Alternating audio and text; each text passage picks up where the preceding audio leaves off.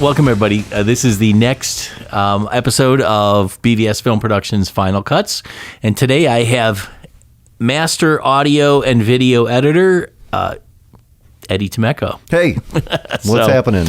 Yeah, so what Didn't is I just happening? See you yesterday? Yeah, actually, today. No, Today. we talked today. Yeah, I saw you today. We talked. So Eddie works here at BVS Film Productions, and he also has his own recording studio, which we are in right now. This is this is the BVS satellite podcast recording studio extravaganza. Would you say? Right. Pretty amazing. Right. It's working out pretty good here. Yeah, we've done some nice projects here, and it's been cool. It's a nice, tight sounding room. It's perfect for this kind of work.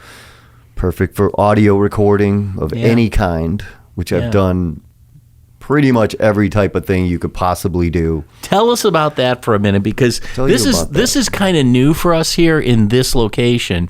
So what was this before it became this? Oh, as far as I know, I used to live down the street from here. That's how I found this place.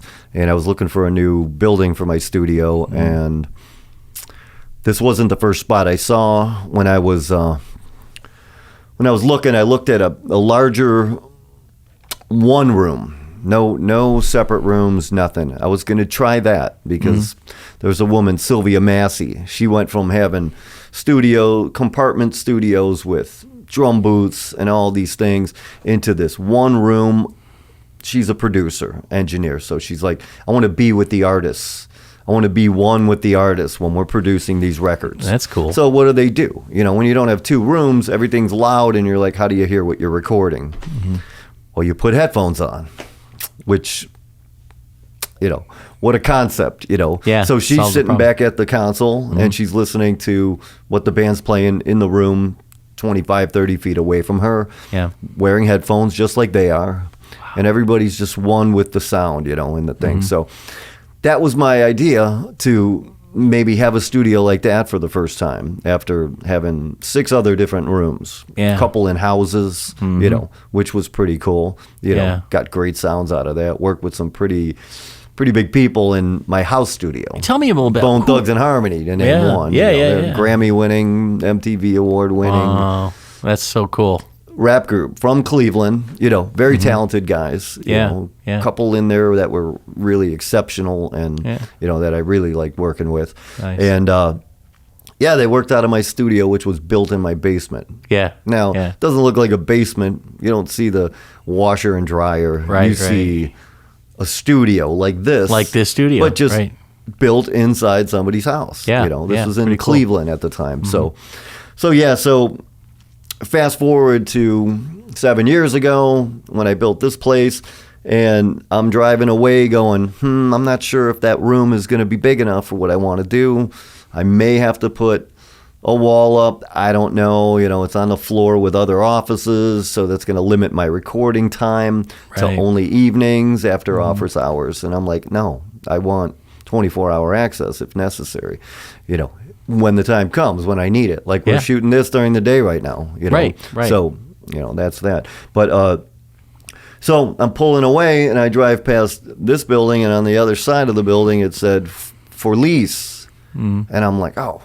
I pull back, looking in the window. I see what I could see through the window. I saw separate rooms, doors going into other rooms, and I'm like, I got to look at this. So I called the owner, the landlord, and I says, hey, when can I come and check this out? He goes, stick around. I'll be there in 15 minutes, 10 minutes. He's probably here in 5. Great guy.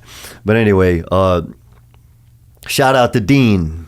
Dean's the man. Anyway, so I did some modifications, put a observation window in so I could see the band when I'm recording in the control room. And well, I got to tell you, some of the stuff you do is unbelievable.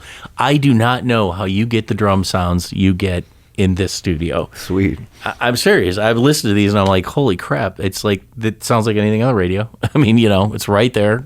Perfect. Well, that's my passion, since 1984, technically 84, I actually started making money recording music. Just graduated from high school, moved to California, worked out of a recording studio as a security guard. guess what the fringe benefits was? Recording my singer and I in the studio on tape. I thought you were going to say chicks, but that's Chicks. that's bands. That's bands, right? Yeah, okay. bands. So, yeah, that was Wait a the minute, I fringe. didn't mean to say chicks. Sorry. Girls. Women, is that, girls. Is that okay? Yes. All right.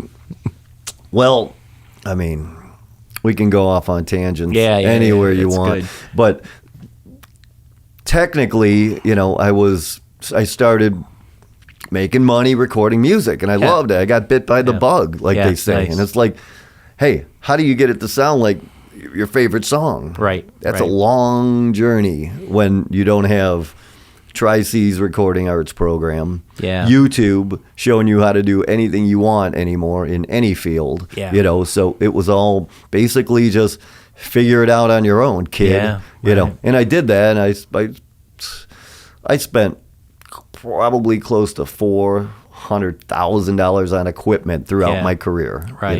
Right. 84. Technically, I had a commercial studio in 1988, so that's kind of when I started it, and it was out of my house. Yeah. But it was commercial. I was doing commercials. I was doing band recordings, demos, this, that, and the other thing. Singers, songwriters, that kind of thing. So I was doing a lot of work, and it just evolved into this, and I'm still doing it to this day. Good. And I've never advertised for it. Really, that's cool. Which is really cool. So let's talk about some of the gear that you have here. I mean, I'm listening to the things that come out of here, and it's like, wow. I mean, is it like? Well, just like the old adage is, you start with a good sound. Yeah. You could put a bad microphone in front of a great, talented guy singing and playing a good sounding guitar, okay? And you're going to get a good recording. You want to know why? Because half of it's what you're hearing. Yeah, right. Not the quality of what you're hearing. Yeah, but, right. Interesting. That's been my mantra, record something that sounds good. Yeah. Now, I've recorded bands that they're rough, but part of my business is that doesn't matter. You know, they're referred from a friend, referred from a client, something like that. Right. Give them the best recording you can get, for them. Right. So, yeah. And again, I love, like you brought up, the drum sound. I love getting a great drum sound. Yeah. I have a studio kit here that many people use. Usually all mic'd up. I'm sitting like right where the drum set's usually set up right now. But people bring in their own drums. Right. We give them their great drum sound too. As long as they tune it properly. And they play it well and they hit it with good dynamics. That's cool. Nothing too crazy. You want a good hit. So what about AI, and you hear stuff about what it can do, and like triggers and things like what are your thoughts on all that stuff? That's horrible. Yeah, I think it's horrible. Okay, yeah. I think it's the music industry looking for a quick way to get a good sound, ship it off, and make money. Yeah, that's really what I think the drum trigger thing originated in. As at first it was cool, like when MIDI first came out, I'm like, wow, this is cool. Now I embrace MIDI. I'm not a keyboard player, but I could play parts on somebody's record, and if I make a mistake, I don't have to replay it. I can fix it in the MIDI file. Do me a favor, tell the people here what MIDI is and what triggers are, because some people might not know. All right, so MIDI recording is, it's a lot like audio recording, but the flexibility after it's recorded is amazing. It's amazing. You could change the velocity of each and every note that you've played. Is it because it's digitized? Is that it's digitized information that represents your performance. Oh, okay. So, got it. Like in audio, you get a waveform that shows how your audio looks after it's recorded, and it represents the dynamics of it, and the sustain and the decay and all that stuff. But with MIDI, it's just little dots on your screen showing you each note that you played. Now, if you play a chord, there's 3 to 5 possible notes in there. If you're playing right-handed, there's even more. Okay, and those notes are stacked up and they're slightly off because your fingers may hit them at different times. Which is the beauty of MIDI, because it actually keeps your performance in check. Now, if your timing is sloppy, Another thing MIDI can do, it can fix your timing. Isn't that interesting? If Wow. you speed up on a note within I think 100, like 1/64th of the fraction of your measure, you can actually break up like a 64th note. Right. So you can fix these things and leave this realism to it, but you could bring like your chord or your melody together within the measure so it stays in time and sounds good with the rest of the music. It's kind of like half AI. It kind of, you're not actually giving it and say make it sound great, which will probably be what's coming next. I mean, it's sad, but in my opinion, AI as a is musician, based on taking something and creating it out of someone's idea. Yeah, whatever's hanging around on the and web. It's a computer basically. that decides, this is what it should look like with all the data that is collected and it has in its banks, whatever. But now, for me, I know we had talked off camera about having it write a hit song, and I don't know, I'm having trouble with that because I always think a hit song is something that's it's just magical. A hook is magical. Yeah. And I think a machine. not everybody can do it. No, man. And not everybody should do it. Right. Right. I mean, everybody has a chance to happen to write something that lots of people want to hear. Some people try really hard to do it. Yeah. There's guys in Nashville and LA just cranking them out, and they all sound the same, in my opinion. But getting back to the recording and drum triggers. Yeah. So you've got a drum set, a 5-piece drum set. So you got all these different components in the set, and a drummer is physically playing it, and he's hitting every drum that he needs to hit within the song. If he doesn't hit consistently, the drum sound won't sound professional. Okay. Yeah. In a rock recording situation like that, but that's okay because in the 80s they came up with ways to take the waveform that he hits of, let's say, the snare drum and replace its sound with a non-microphone sound, which came from his performance, and replace it with a perfect sample of that drum. And that's what the trigger drum, does. And what? And that's what the trigger does. The trigger records the trigger, reads vibration. that pulse of sound and says, okay, play this sample now. So it's just, and there were so many devices, samplers and stuff like that. Kind of like drum an trigger. EKG, right? I mean, you're putting a thing on it. It's the same principle. Yeah, it reads, and intelligent ones, as they got better, it would pick up on the dynamics and would play that sample quieter or louder, depending on how the drummer did it. That's wild. Okay, to me, honestly, that is not representing the drummer. And you can ask 99 out of 100 drummers, they want to hear their drum sound. Yeah. They don't want triggers on there. Unless they're selling out to the sound of modern music where everything is that kind of sound. Now, if you're making a dance song and you're programming drum samples, that's a whole other style of music. That I can accept. I've made drum patterns and stuff like that all through my career for that type of music. And that works for me. But when a real drummer, let's take a kid. You got a kids band. They're in high school, okay? Kids saved $500, bought a used drum set, okay? Worked 2 summers to buy those drums. And then he walks home with a drum sound that is fake. How do you think he feels? That wasn't your performance. Yeah, you hit things, but guess what? That's not the organic sound of your band playing. I insist on bands playing as live as possible, other than recording vocals at the same time. But when a band's playing together, that's what they're used to. That's where their energy comes from. Which leads me to the next question: tracks. So for live performances, what are your thoughts on those? I don't condone it. Because my church does that. They use tracks. And, I don't think they don't do it to directly make money. They do it to just enhance the performance. If a bass player doesn't show up, they drop a bass in there. Well, then, I mean, it's a corrective measure for that situation. So what tracks I'm okay with it. I've never been in a band that used the track as a background thing.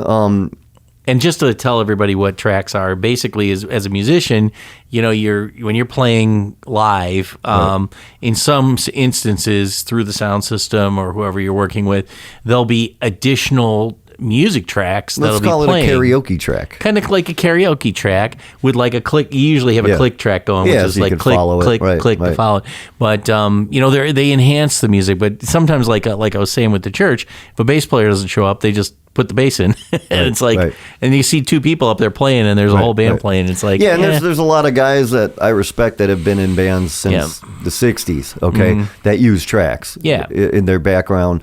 Thing, and it enhances the show, and you know the audience knows it, especially these veteran guys that are been doing it for years and years and years. People are like, sounds good. They're usually in there playing, and people are having conversations. Their background music, anything. But my wife and I have a duo, as well as a full band, and the band doesn't play the tracks yet. We're a 4-piece, so we try to get the most out of the three of our musicians in the band, and she's the lead singer, but she plays keys when we need to fill that in. She plays all kinds of percussion. And when we do our duo, if we want to fill a song up that's an acoustic song or a not acoustic song, but we represent it acoustically because it's only the two of us playing the duo, she'll play percussion. Or she'll tap on my guitar. Yeah, that's cool. And give this percussive kind of sound, and we have a blast, and it's fun. So cool. So. You know, I guess with me with tracks, it's like I think like anything, it can be abused, you know, or it can enhance. You know, if there's like, I think there's like backup singers or something, maybe that sometimes helps. You know, and the whole band. We saw a duo at a restaurant the other day. It's a bar we're going to be playing in Strongsville. Right on Pearl Road, called Gino's. Gino's a good dude. We met him. We talked to him. So we're going to be playing there in a week or so. Cool. And in 1 week, actually. And this group they played to karaoke tracks. It was two women singers, okay? And they danced around, and they looked cool, and they were... They were moms, you know, and there were kids in the audience, and you know, on the patio there, and everybody had a good time, and they sounded good. But how do you put a full band on there if you could fit a full band on there? Our full band's playing there. What I'm saying is, these two women they're trading off vocals, you know, singing harmonies together, and it was fun. It was a fun time. Oh, that's we cool. watched them. That's cool. So Eddie, tell me why someone should come into this studio to either do recordings or do their podcast here. Well, there's several reasons why people want to do that. Not the number one reason, but one reason is our efficiency. You know, we like to get things done. We like to respect people's time and their energy level, because you don't want to drag things out. You don't want things to be like, oh, they're not prepared, that kind of thing. It's very unprofessional. So we cater to people, so we have a lot of repeat business because of that, because we really take care of our customers. You know, that's one reason. Professionalism, okay, professional look, professional sound. We try to achieve that. And we do achieve that every time. I can totally attest to that. I've heard some of the stuff that comes out of this, and we're going to play some later because I want people to know what you can do. Cool. Yeah. Love to have people hear that. Yeah, that's one of the reasons. And I think having a professional environment. Okay, people walk into a studio like ours, and they're like, "Wow, this is a pro studio. This is what a studio looks like on MTV or on YouTube, you know, these professional studios." And you want people to feel that they're in a place where they feel like this was built for them, you know, and the work that comes out of here, you know, it's a testament to how the professional look and feel is to a place. So, you know, all those things, you know, add up, and they keep you busy. You know, and people keep coming back, and thank God for that. We stay busy, which is great. Super. Well, that's great. And so if anybody's interested in coming to the studio here, you can always just reach out to BVS Film Productions at bvsfilmproductions.com or info@bvsfilmproductions. Want to thank Eddie for being here. This has been a great episode and a really awesome place that you've got here, and I think it's going to be great to serve our clients well over time. Cool. Thanks, Dan. Thanks for having me in. All right. Having us talk about what we do. This is what we love. We're passionate about it. So great. God bless everybody. Awesome. All right. Take care. Thanks. Have a great day. Thanks. Bye.